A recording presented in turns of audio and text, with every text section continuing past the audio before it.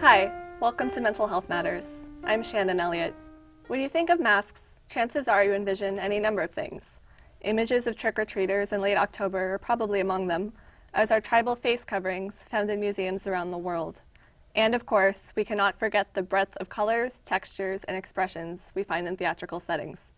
Throughout time, masks have been used for a variety of purposes, including protection, disguise, performance, and entertainment, encompassing both ceremonial and practical purposes.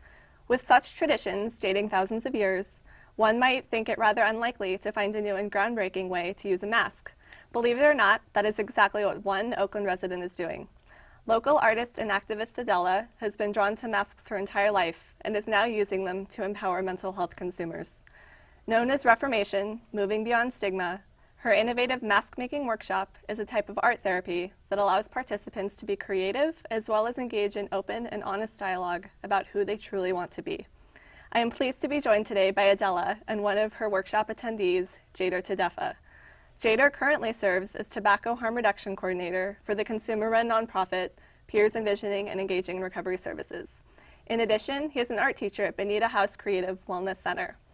A consumer for 20 years, Jader has also participated in the Mentor on Discharge program for John George and in crisis intervention training for law enforcement. Thank you both for being here today. Thank you. Adella, I'd like to start with you and just dive right into this, what I consider a fascinating topic. Can you talk a little bit about where the idea for a workshop came to be and how did you think of it? The idea came from my grandson. I used to make masks with him to help him work out his feelings, to put a face to what was going on in his life, and to play. So my favorite mask is a transformational mask. They come from indigenous people on the northwest coast and Alaska. They use them for rituals. The top mask is a spiritual face of an animal, and the inner mask is a human face. So that's basically where I got the idea, that transformational mask. And so when we were discussing this a little bit before the show, I know you mentioned your grandson had autism, and he actually had a better time expressing himself through art than through the spoken word. Do you see a parallel Definitely. with masks with that? Yeah. Definitely. His name is Jacob, so Jacob needed to be able to communicate with his teachers, family, and other care providers. And I noticed that he was having a hard time doing it. So art gave us an avenue, and not just art, but the mask gave him a story that he could tell about himself. Yeah. So how long have you been involved in mask making? Wow. I can say since I was a kid. I'm the oldest sister of 3, and I've made masks with my brother and sister to have something to do. Mask with my daughter, mask for myself for self-expression, and now with my grandson. Great. Now, Jader, I know you have a bit of experience and a background with art, but not necessarily in masks, but more in paintings and drawings and so forth. Very briefly, could you talk a little bit about your background and how it compared or contrasted with your mask making experience? Oh, sure. I usually do. I do pencil drawings, and I work with pen and colored pencil. And I do a lot of anatomy. I do faces, male faces, female faces, like comic book types of superhero characters and things like that. And I really enjoyed the mask workshop because I wasn't able to, I haven't been able to draw for a while now of my own stuff. You know, I have a certain amount of stuff that I've already finished, but it gave me a chance to draw out on a certain topic, on the topic of my transformation, to how I used to be looked at, and then how I feel now on the second mask, under the first mask. And I just really enjoyed, you know, for 2 days, the 2-day workshop, being able to draw for 3 or 4 hours at a time again, which for most of my life, well, I've been drawing ever since I was a baby. So when I was really young, in my teenage years, in my early 20s, I was constantly drawing, like for long periods of time. That's what I did, like all the time. And I really enjoyed getting back into the drawing aspect of it. Oh, great. So I'd like to expand upon that a little bit. Adella, could you walk us through what a typical workshop entails? What is a day like, or what is the 2 days like that participants face? Well, of course, you're greeted when you come in, and to drop us in immediately, I lay out a set of feeling cards. All types of feelings, not just positive. And everyone picks one and drops them in the bag, and of course I introduce myself, and then we pull from from that bag. So you don't really get your card. Maybe if you do, it's the fluke, but you get to explain what you think that person might have been feeling. And that's how we start to introduce ourselves, and we start to express right away how we're feeling or what feelings are, and we get an idea of what's happening there. Then we go into what were you told, because what we were told very young, we usually carry with us. And whoever once told us that might not still be telling us that today, but we're telling ourselves. So it's being able to see your own self-talk. What are you saying to yourself? And is that helping you or not helping you? And what direction is it sending you in? From there, we go into journaling, about 10 or 12 words that describe how you feel about yourself, how you feel about your life. And then we list a list of feelings on that. And from there, we journal, we get into that energy about what we'd like to change.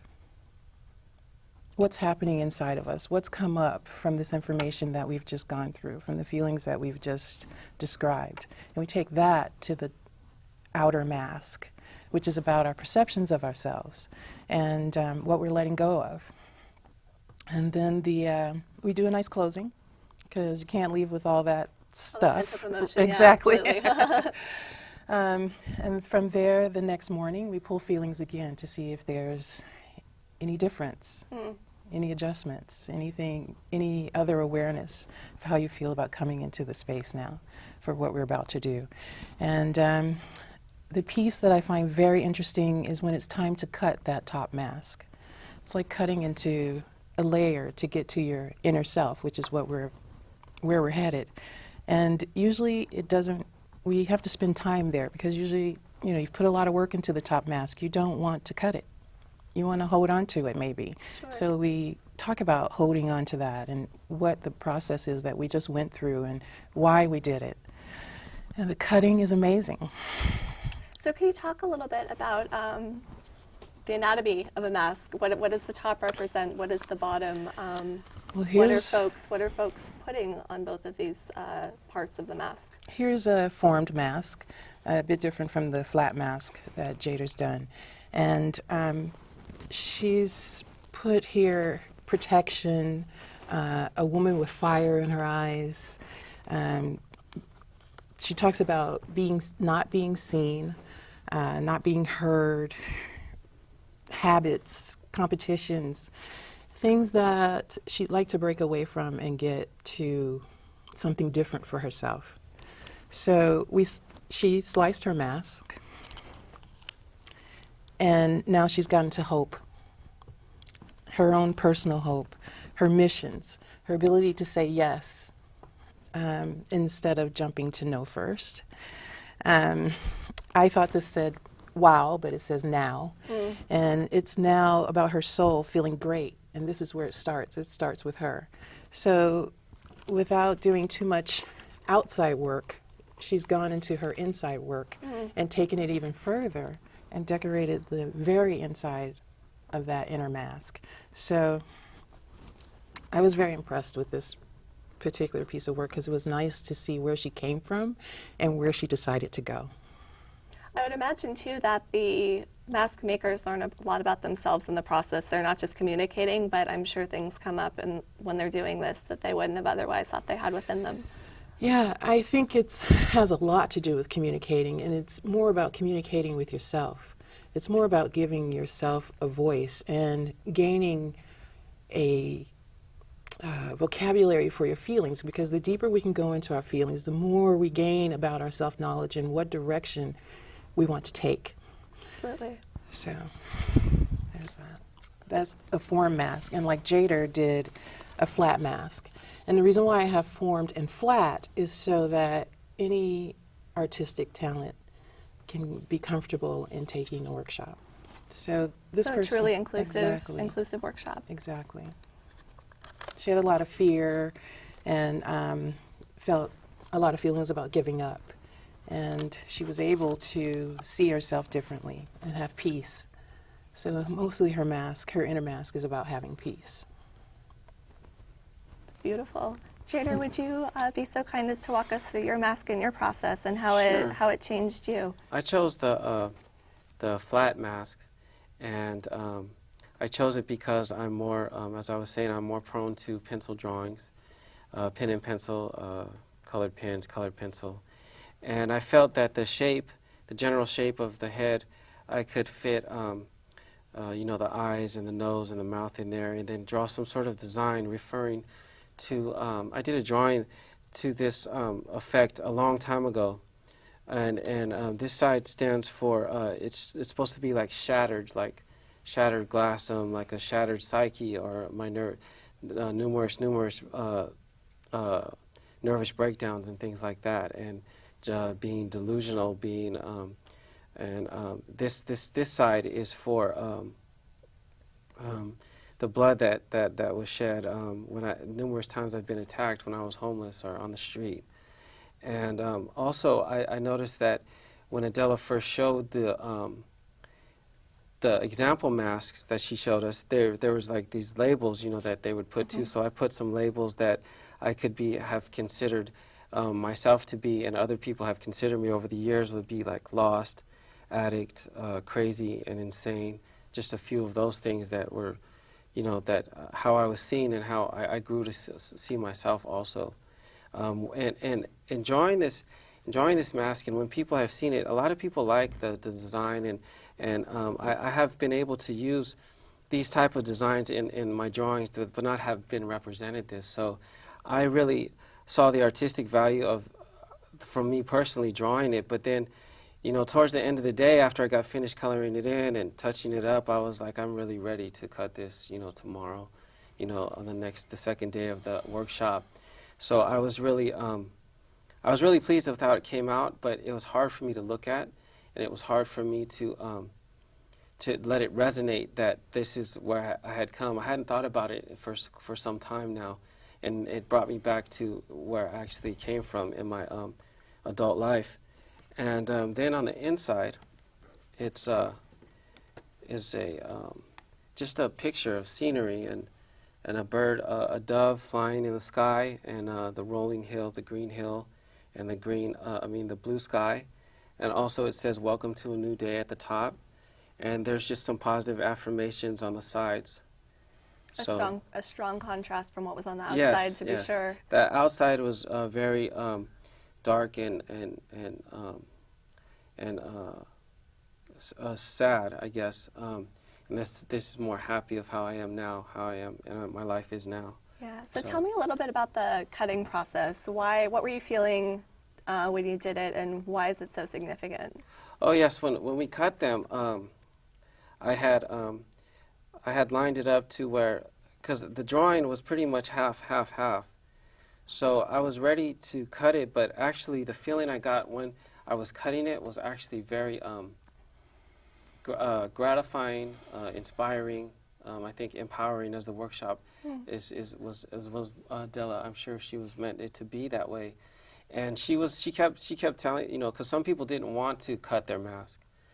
And so I was like, I'm ready, but we had to do a couple things. We had to put a backing on it so it would cut the right way and to look the right way.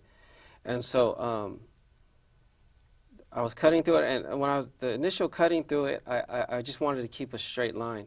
But once I got to the end with the final cut, I made a noise like that, like it was you know, it was done. And this is a life I never have to go back to, and I never have to experience that again. Did you see that from other participants as well? Each one of yes, them I also having their own relief? I also saw other people very I don't know if the sense would gratified, relieved, you know, because a lot goes into, and a lot of memories and negative situations, negative self-talk is involved in the pre-mask.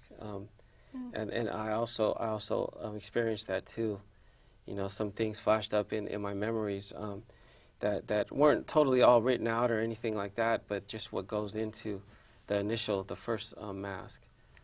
Yeah, so. So Adella, I'd like to further explore something Jader mentioned that really stuck out to me is some people might not have wanted to cut their masks. Some people are maybe hesitant. Why do you think that is?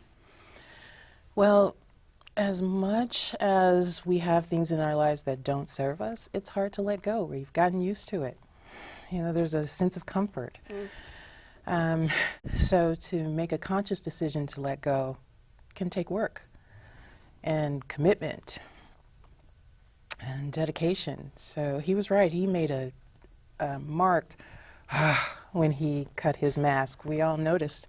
I mean, each person cuts their mask with everyone being able to witness. Everyone in the group, we're able to witness, and whatever they need us to do to hold that space for them, that's what we do. So, you know, one thing to create the mask with everyone, another thing to destroy it in front of everyone. I think someone said, yeah, I'll cut it, but I want to hide a little piece. And I said, so why do you think you want to hide a little piece? Why do you think you want to hold on to it? How familiar is that little piece that you want to hold on to? Ask yourself those questions. And I don't force anyone. It's not absolutely positively you have to cut your mask. One woman made her mask and said she's not sure. And I said, okay, why don't you make your second mask and then decide which mask you want to cut? And sure enough, she had cut her first mask, but it took her making her second one to figure out she wanted to let go of that first one. So mental health consumers are hardly the only group in the world who suffer labels and labeling and stereotypes. So I'm curious if before the mental health field you did this workshop in other populations and in other venues? I've done the workshop with about 2 or 3 other people testing it out. I tested it out on myself first, and it took me a couple of days to cut my mask to really understand why I was cutting, to get present with the reason why I was going to cut. The avenue is working through peers. Actually, the avenue came through innovations, and innovations came at a time in my life when I wanted to create something that would serve, that would allow me to give gifts or tools that worked for me and work for my grandson. So being able to write that proposal and it being accepted allowed me an avenue to create this program, flush it out, work it for a little bit, and then implement it with peers. So why mental health? Because of my grandson. I mean, he's immersed in the medication. He's immersed in daycare workers having a hard time dealing with him, but when he's with me or with his mother, he's in a safe place and a totally different person. So that says to me that he needs not only space in his own mind to express himself, but he needed space and tools and a way to express himself to the outside world. And it opened my head to the outside world. It opened my heart to mental health and whatever my own issues are. I remember being very young and having some of what he was. So maybe I had a bit of Asperger's and no one knew, or maybe I had ADHD and no one knew. But somewhere around the 3rd grade, someone took an interest and had a conversation with me, and they discovered, oh my God, she can read, she can write, she can comprehend. You know, let's do something with her. So to be able to make a child feel valued, loved in a connected way, a safe place to learn, that inspired me. So Jader, would you say this mask workshop helped you overcome any internalized stigma that you had, and if so, how? I think it really did, because for one thing, I don't have like a lengthy quote unquote 9-to-5 job history. A lot of my life has been my adult life has been dealing with addiction and homelessness and being being locked up in mental hospitals and things as such. So, and I never realized that I could come to a point that I am today to work again and to keep a job, and also just to have the potential to lead a more productive and fulfilling life than the way my circumstances and my own self-destructive tendencies and lifestyle was. And I think it helped me to realize that that I don't have to be this way anymore. It's part of me. It's part of my past, and it's part of what I hope will continue to help me move forward, that I don't have to go back to that. But then the first Mass and then the second Mass opening up to a bright new day. And because as we were doing the workshop, I came to realize that for many years in my life, I didn't like sunny days. I liked more of the gloomy days and the colder days, and I'm not like that anymore. I finally see the realization. To me, I take it.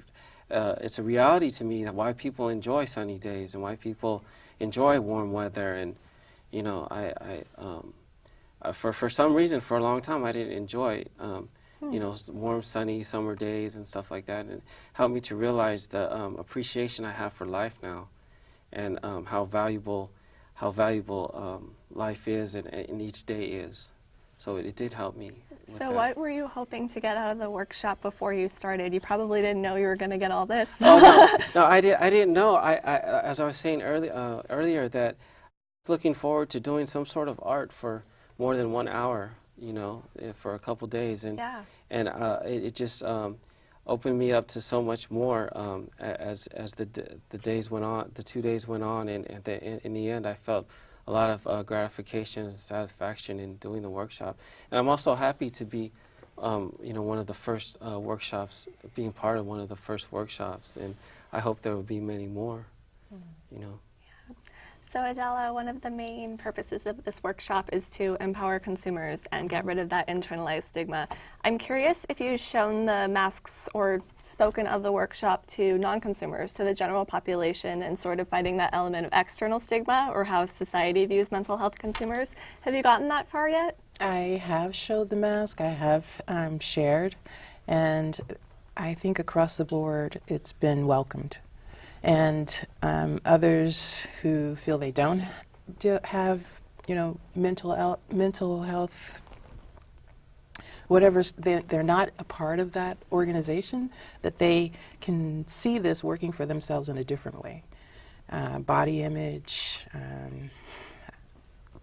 just identifying, being able to identify yourself and to speak about whatever issues are happening in your life, to give yourself a deeper voice.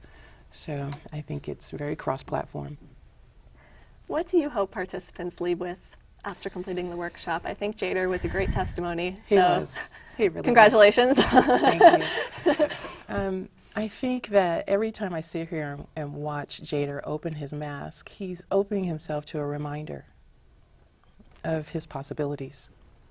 You know, that I think he said in the workshop that, you know, if he ever gets back to this, he could get out of it quicker.